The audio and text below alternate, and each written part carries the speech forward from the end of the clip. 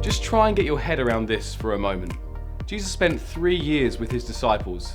They went everywhere together. They had great adventures together. Together they went to weddings and funerals, to parties, to synagogues. They slept alongside each other, they ate together, they walked for miles and miles. And then one evening, Jesus drops a bombshell on them. He says, "I'm not going to be with you much longer. I'm going back to my Father who sent me." Imagine how they would have felt.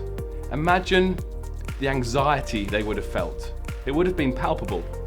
But then Jesus says, "It's better that I go so that the Holy Spirit can come and live within you." How on earth could that be better? It meant that these disciples would never be alone.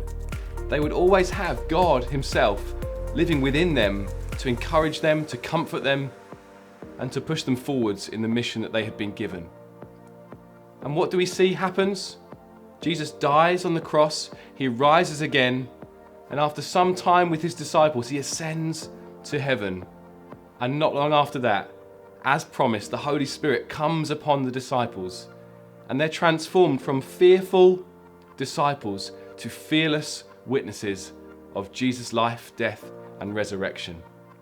We believe we are living in the same age as those disciples, that God himself has come to live within us to enable us to live the lives that they lived.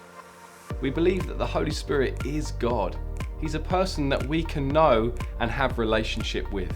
And he comes to bring vitality to our lives and to aid us in the mission that God has given us. It's the Holy Spirit who gives us spiritual gifts, all of which we believe are available today. As we gather together, we expect to experience God's tangible presence amongst us, and for those gifts to be exercised as we meet. So we're charismatic. We live lives in the power of the Holy Spirit. We honor his presence amongst us as we seek to live lives that glorify Jesus.